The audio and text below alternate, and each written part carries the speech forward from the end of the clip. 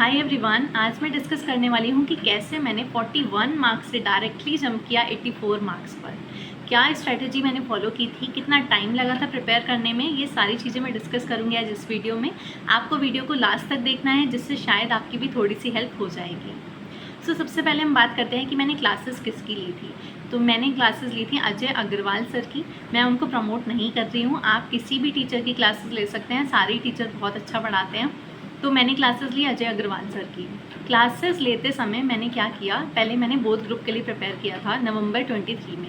तो मुझे बस ये था कि जल्दी जल्दी मैं सिलेबस कंप्लीट कर लूँ, क्योंकि सिलेबस इतना ज़्यादा वास्ट है, सारे 8 सब्जेक्ट पूरे करना थोड़ा सा डिफ़िकल्ट हो जाता है। और वैसे भी मैं अपने बाकी सारे सब्जेक्ट सेल्फ कर रही थी, केवल मैंने एक AFM के लिए, मतलब SFM जो पहले था उसके लिए मैंने क्लासेस ली थी, बाकी सारे मैंने सेल्फ किए थे। तो मैंने क्लासेस लेते समय क्या सोचा कि यहाँ पर तो बहुत सारे नंबर ऑफ़ आवर्स लगेंगे मुझे इसको प्रिपेयर करने में, तो मैंने जल्दी जल्दी सारी वीडियोस देखना शुरू कर दिया। मतलब मैं वीडियोस तो देखती जा रही थी, लेकिन प्रैक्टिस कुछ भी नहीं कर रही थी। 1-2 क्वेश्चन बस प्रैक्टिस कर लिए और छोड़ दिया। जो क्लासेस में हो रहा है वो मैंने दोबारा रिवाइज़ तक नहीं किया सेम डे। बस मुझे ये था कि जल्दी से क्लासेस कंप्लीट हो जाए और मेरा सिलेबस पूरा हो जाए। तो सबसे पहली मेरी एडवाइस आपको यही रहेगी कि आप क्वांटिटी के पीछे मत भागिए, सबसे ज़्यादा क्वालिटी पर ध्यान दीजिए। ऐसा मुझे करना चाहिए था कि जब मेरी एक क्लास हो गई तो मुझे उसे रिवाइज़ करना चाहिए, उससे रिलेटेड जितने भी क्वेश्चन हैं उस कॉन्सेप्ट के मुझे वो करने चाहिए, लेकिन मैंने कुछ नहीं किया। मैं बस क्लासेस देखे जा रही हूँ और उसको ख़त्म करने में लगी हुई हूँ कि जल्दी जल्दी हो जाए बस। ठीक है, तो आपको ये गलती बिल्कुल भी नहीं करनी है। अगर आप क्लासेस ले रहे हैं तो आपका एक लेक्चर जैसे ही कंप्लीट हो रहा है, उसको आप उसी दिन सेम डे आप रात में सारी चीज़ें जितनी भी पूरे दिन में आपने पढ़ी है उसको अच्छे से रिवाइज़ करिए और जितना हो सके क्वेश्चन की राइटिंग प्रैक्टिस करिए, क्योंकि जब तक आप वो नहीं करेंगे ये बिल्कुल भी पॉसिबल नहीं है कि आप एग्ज़ाम में उसको सॉल्व कर पाएंगे। मैंने अजय अग्रवाल सर की क्लासेस ली तो उन्हीं का कॉन्सेप्ट नोट्स जो था वो मैंने रेफ़र किया। साथ में उनका जो क्वेश्चन बैंक है उसमें एक अच्छी चीज़ ये है कि उसमें सारे क्वेश्चन मिल जाते हैं, सारे स्टडी मटेरियल के क्वेश्चन भी होते हैं, MTP RTP, साथ ही में पास्ट एग्ज़ाम पेपर जितने भी होते हैं सारे क्वेश्चन उसमें मिल जाते हैं। तो मुझे अलग अलग कुछ भी नहीं देखना पड़ा, बस मैंने क्वेश्चन बैंक उठाया और सारी चीज़ें उसी से की हैं। तो सबसे पहली टिप तो ये हो गई कि आपको क्वेश्चन की राइटिंग प्रैक्टिस करनी है। और सेकंड चीज़ ये कि क्वेश्चन बैंक ऐसा लीजिए जिसमें सारे क्वेश्चन आपको एक जगह पर मिल जाएं, ठीक है। और उसके अलावा जो क्वेश्चन सॉल्व आपको मिल रहे हैं, सॉल्व किए हुए हैं, वो ICAI के मेथड से ही होने चाहिए। क्योंकि कुछ टीचर क्या करते हैं, वो अपने मेथड से सॉल्व कराते हैं, वो गलत नहीं है, लेकिन ICAI हो सकता है उसमें मार्क्स आपको ना दे। मैंने जितना भी किया है मैंने सब वैसा ही किया है जैसे स्टडी मटेरियल में दे रखा था। अगर मैं क्वेश्चन सॉल्व कर रही हूँ तो मैंने एक बार उसको मैच कर लिया, हाँ ये मेथड स्टडी मटेरियल का भी है ना, सेम हो रहा है। अगर मैं इसका ये आंसर लिख के आऊँगी अपने पेपर में तो क्या इसमें मार्क्स मुझे मिलेंगे? हो सकता है आपने जिस मेथड से किया है उसमें भी आपको मार्क्स मिले, लेकिन उसमें आपको फुल मार्क्स नहीं मिलेंगे। वो ये पॉसिबिलिटी है कि आपके थोड़े से मार्क्स उसमें कट सकते हैं। तो आपको जो इंस्टीट्यूट का फॉर्मेट है उसी फॉर्मेट में क्वेश्चन को सॉल्व करना है। नेक्स्ट पॉइंट आता है कि रिवीजन की स्ट्रैटेजी क्या रहनी चाहिए, कैसे हमें रिवाइज़ करना स्टार्ट करना चाहिए, ठीक है। तो अब कुछ लोगों को ऐसा लगता है कि हमें जो चैप्टर आता है फटाफट पहले उससे रिवाइज़ कर लेते हैं, उसके बाद बाकी का देखेंगे, इतना तो हो ही जाएगा। अब ये आपको बिल्कुल भी नहीं करना है, क्योंकि जो आपको आता है वो तो आप कर ही लोगे ना, उसको बार बार कर करके आप अपना टाइम वेस्ट क्यों कर रहे हो। आपको अब ये एनालाइज़ करना है कि कौन से चैप्टर आपको नहीं आ रहे हैं, क्योंकि अगर आप वो छोड़ दोगे ना तो पॉसिबिलिटी बहुत कम है कि आप पास हो पाओगे। जो आपको पेपर मिलेगा उसमें तो देखो सारे चैप्टर से क्वेश्चन होंगे। अब आपने तो जो आपको अच्छे से आता था उसको बार बार रिवाइज़ करके बहुत अच्छा कर लिया, लेकिन केवल उसमें से आपका पेपर में नंबर अच्छे तो नहीं आ पाएंगे ना, करना तो आपको सब कुछ है। तो सबसे पहले ये देखो कि कौन से चैप्टर आपके वीक हैं, किस में आप नहीं कर पा रहे हो अच्छे से। जैसे मेरे केस में क्या हुआ था, मुझे फॉरेक्स अच्छे से नहीं आ रहा था, मुझे पता चल गया था मेरे को फॉरेक्स नहीं हो रहा है मेरे से। तो मैंने अब क्या किया, रिज़ल्ट आने के बाद, मतलब जब मेरे 41 मार्क्स आए, फेल हो गया फर्स्ट ग्रुप, उसके बाद मैंने क्या किया, मैंने जब पूरा एनालाइज़ किया ना तो उसमें मुझे पता क्या चला कि मैंने फॉरेक्स पे तो ज़्यादा ध्यान दिया ही नहीं। इसलिए नहीं दिया क्योंकि मुझे लगा ये तो मुझे आ ही नहीं रहा है, मुझसे हो ही नहीं रहा है, तो इसको मैं छोड़ देती हूँ, ठीक है।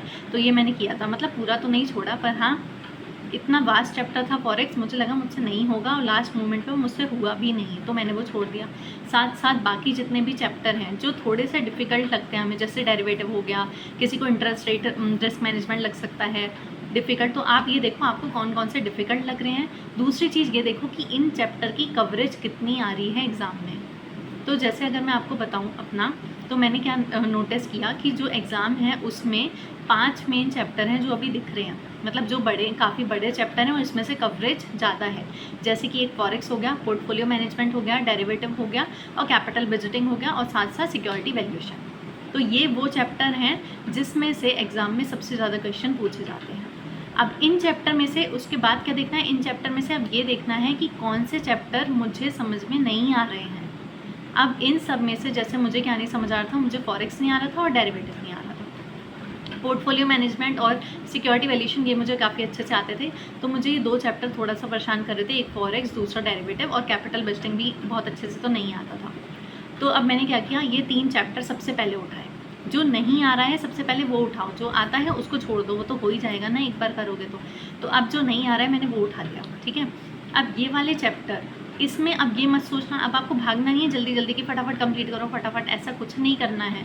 अब इसको बिल्कुल आराम से करो, एक एक क्वेश्चन आपको सॉल्व करके देखना है। अगर आपको कोई क्वेश्चन लग रहा है हाँ ये तो मुझसे ऐसे ही हो जाएगा, तो कैलकुलेटर पे कर लो, पर करना ज़रूर है। ऐसा नहीं कि हमने ये छोड़ दिया, जो इम्पोर्टेंट है बस वही, ऐसा कुछ भी नहीं करना है, सारे क्वेश्चन करना ज़रूरी है। अगर आप कुछ भी छोड़ रहे हो तो फिर ये आप रिस्क ले रहे हो कि पता नहीं अगर वो आ गया तो फिर आप कर पाओगे या नहीं, ये आपके ऊपर है।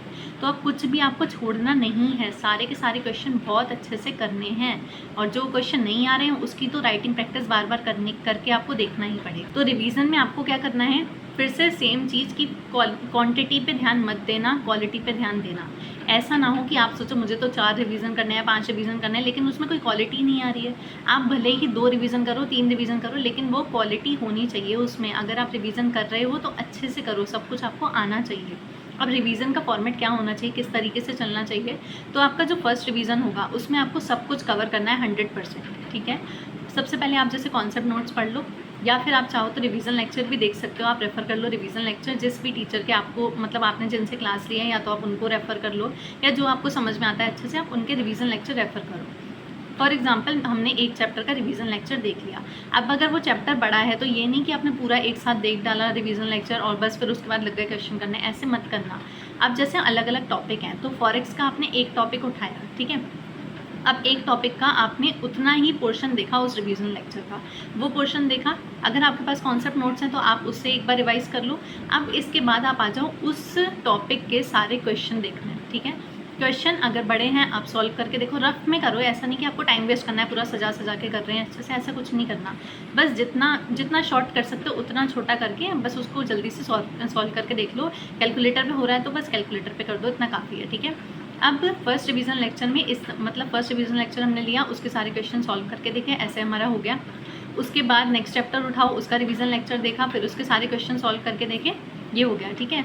अब पहले वाले आपको रिवीजन में क्या करना है, जैसे आपने 100% कवर तो कर लिया, अब साथ साथ में क्या करना होता है कि जो क्वेश्चन आपको नहीं आ रहा है उसको मार्क करो, जो बहुत अच्छे से हो गया उसको छोड़ते चलो। अब पहले वाले रिवीजन में हमने सब कुछ कवर कर लिया ना, अब सेकंड रिवीजन के लिए आप मार्क करते चलो कि कौन कौन से क्वेश्चन हमें सेकंड रिवीजन के लिए रखने हैं, ठीक है। जैसे जो हमें अच्छे से आ गया वो हमने छोड़ दिया, जिस क्वेश्चन में ज़रा सा भी डाउट है उसको टिक करो सेकंड रिवीजन के लिए। सेकंड रिवीजन फिर से दोबारा 100% कवर नहीं करना है, जो हमें नहीं आ रहा बस हम वो दोबारा से करेंगे, ठीक है। तो इस तरीके से आप मार्क कर लो कि कौन कौन से क्वेश्चन में आपको प्रॉब्लम है, या फिर अगर एक क्वेश्चन के बहुत सारे पार्ट्स हैं तो इसके कौन सा पार्ट में नहीं कर पा रहा हूँ तो उसको टिक कर लो। अब बस नेक्स्ट रिवीजन आ गया आपका सेकंड रिवीजन में इतना ज़्यादा टाइम नहीं लगेगा। अब जो क्वेश्चन आपने मार्क किए हैं बस फिर से वही वाले क्वेश्चन आप करना स्टार्ट कर दो, ठीक है। अगर कोई कॉन्सेप्ट समझ में नहीं आए तो फिर वो कॉन्सेप्ट आप दोबारा से देख लो कॉन्सेप्ट बुक में से, या फिर अगर रिवीजन लेक्चर रेफर करना है तो फिर से बस केवल उतना पोर्शन, यानी पूरा फिर से देखते हैं, ऐसा कुछ नहीं, बस वो वाला पोर्शन दोबारा से देखो, फिर उसके कॉन्सेप्ट पे आओ, फिर उसके क्वेश्चन पे आओ। तो जो क्वेश्चन समझ नहीं आ रहे थे दूसरे वाले रिवीजन में हमने वो सारे देख लिए, ठीक है। अब थर्ड रिवीजन में आ गए, सेकंड रिवीजन में फिर से मार्किंग करनी है कि अब कौन से क्वेश्चन नहीं आ रहे हैं। आप दोबारा से मार्किंग की, फिर इस तरीके से जब आप रिवीजन करते हो तो नंबर ऑफ़ क्वेश्चन ऐसे कम होते चले जाते हैं, और लास्ट डे के लिए आपके पास कुछ सिलेक्टेड क्वेश्चन ही होते हैं जो आपको करने होते हैं। तो क्योंकि ये पॉसिबल नहीं है कि आप एग्ज़ाम से एक दिन पहले सारे के सारे क्वेश्चन कर लो, ये तो पॉसिबल नहीं है ना। तो आपको अपने रिवीजन के साथ साथ मार्किंग करते रहना है, जिससे आपको लास्ट में पता चल जाए कि मुझे 1 डे बिफोर एग्ज़ाम कौन कौन से क्वेश्चन देख कर जाना है। तो इस तरीके से आप अपना रिवीजन का पैटर्न रख सकते हैं। बस इतना ही था मेरी तरफ से। अगर आपको कोई और क्वेश्चन है तो वो भी आप पूछ सकते हैं कमेंट सेक्शन में।